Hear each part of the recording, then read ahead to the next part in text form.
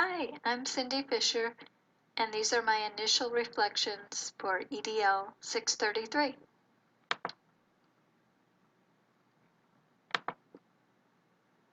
Well, thank God, scholars view learning in a completely different way, not so much memorizing of facts, but instead constructing knowledge by the learner.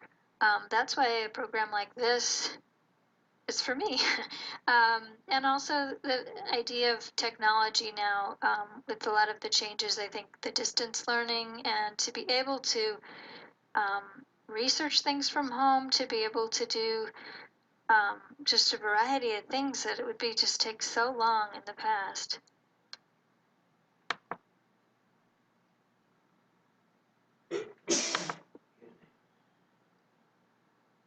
So a student grows and develops as a whole, and one must ask, as one changes during college, would he or she have changed, matured, and developed, regardless of the college experience?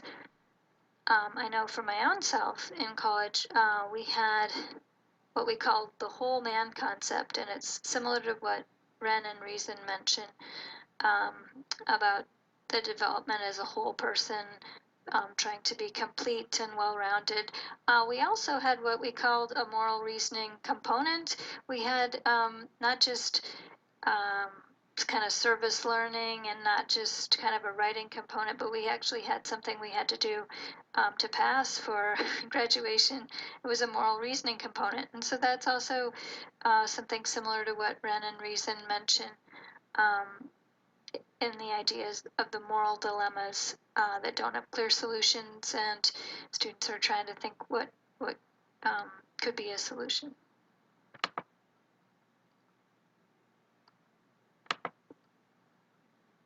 So Pascarella and Terenzini try to answer that question, and they say that the presence of change during college is no guarantee that college is having an impact. But they did say that college had an impact by anchoring development and preventing its retrogression. So in thinking of the person-environment interaction, I'd like to give my son as an example.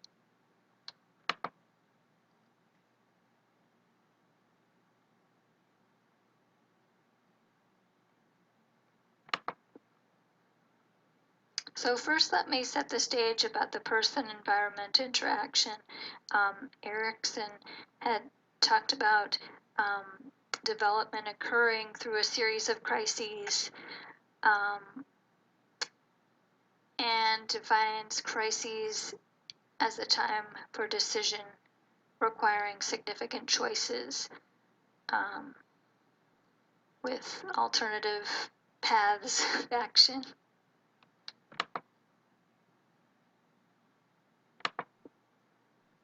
So the development as outlined by Pascarella and Terenzini could be progression, moving ahead, regression, moving back, or stasis, just standing still.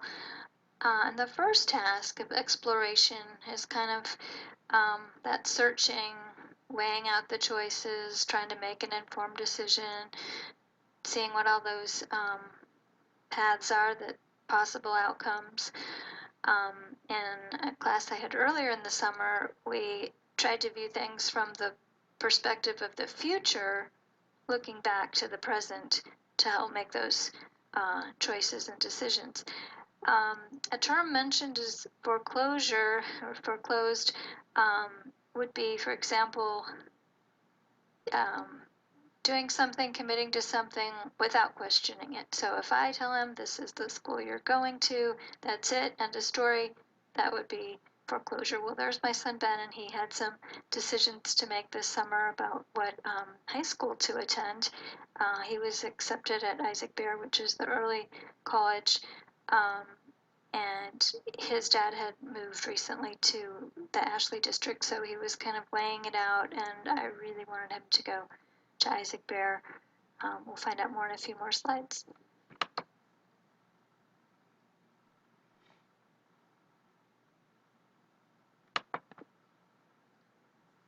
So people in the moratorium stage are actively searching, trying to find their way, find, the path.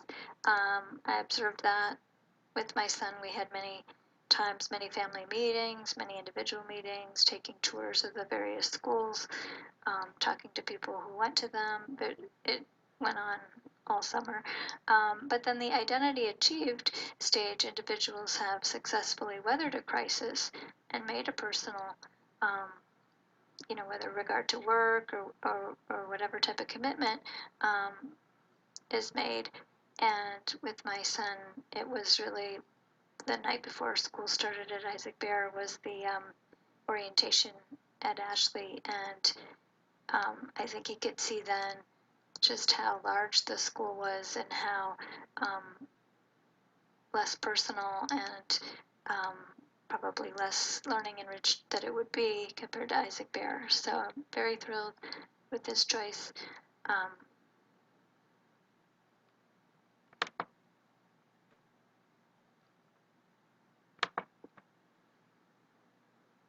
so cognitive readiness was not necessarily conditioned for the development. And I say in Pasquarella and Terenzini that if a challenge is too great, the individual may deny it, may try to alter the experience and the things and kind of reject. And I really saw that. I saw an adamant rejection from my son all through the summer.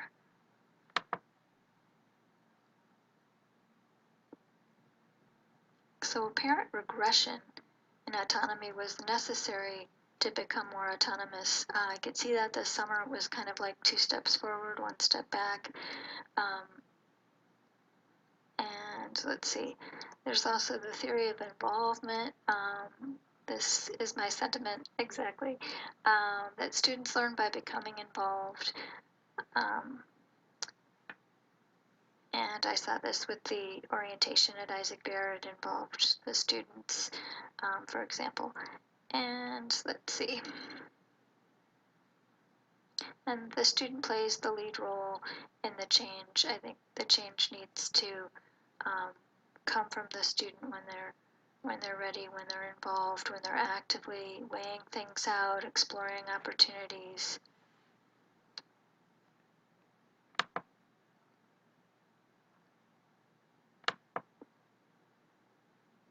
So change then is a function of students' background characteristics, who they are, what they bring, their qualities, interactions with major socializing agents, people they talk to, things that they're involved with in the environment, and the quality of effort invested in learning and developing the effort that they put forth.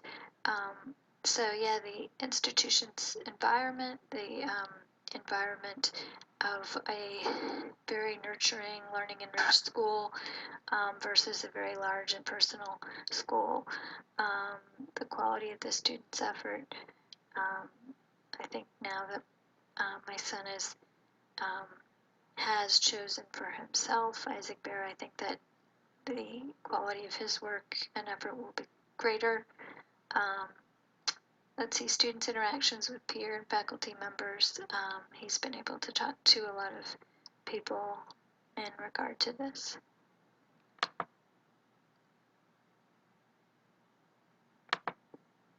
So in regard to the college student identity, although my son's only in high school, I think a lot of these same things apply.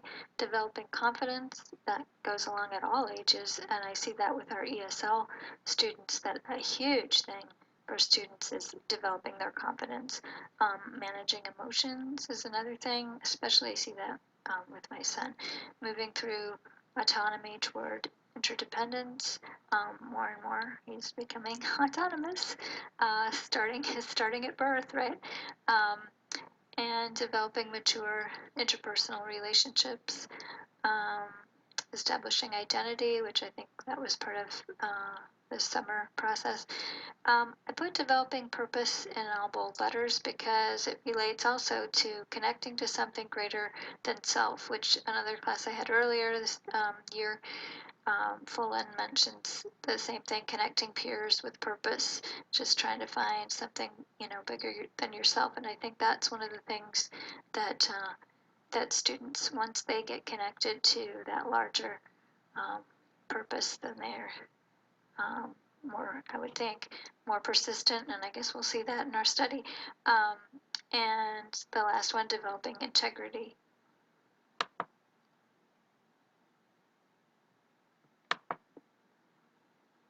So as far as Erikson's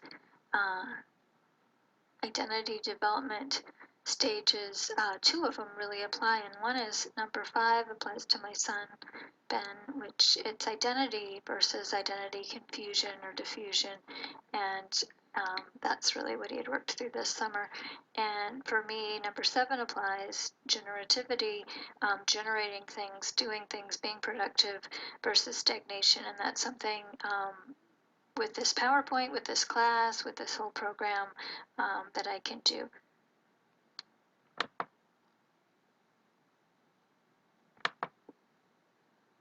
So let's take a look at my identity rank worksheet.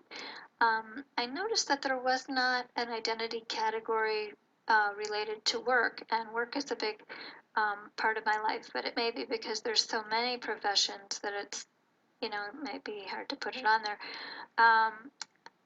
I gave myself high ratings. I don't know, I guess because I feel that these things are so much a part of me that it's hard to separate them.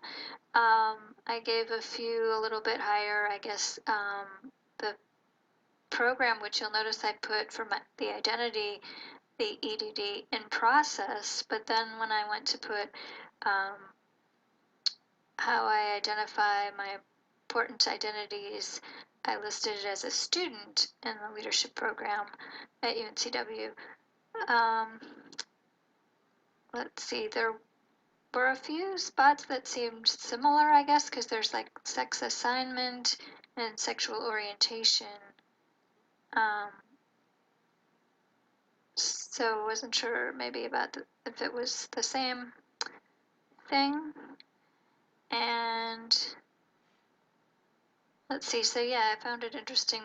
My number 1 thing was being a mom, which I guess came out in my PowerPoint. And yeah, work's a very big part of my life. So English as a second language coordinator, also studying and doing the leadership program. I identify with being Swedish American, I guess because my mom immigrated from Sweden and a lot of my relatives are living there currently.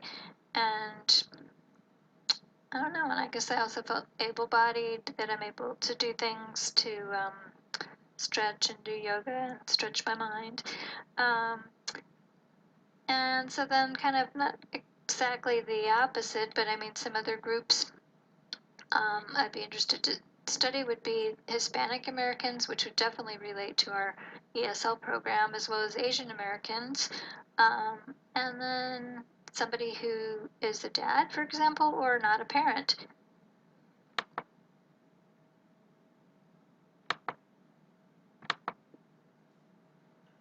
So putting it all together, the college student case study, for me, a focus would be to better understand Hispanic Americans and or Asian Americans, dads and non-parents, in order to better understand what makes foreign-born and immigrant students persist. This information would be useful to me in my work with English as a second language.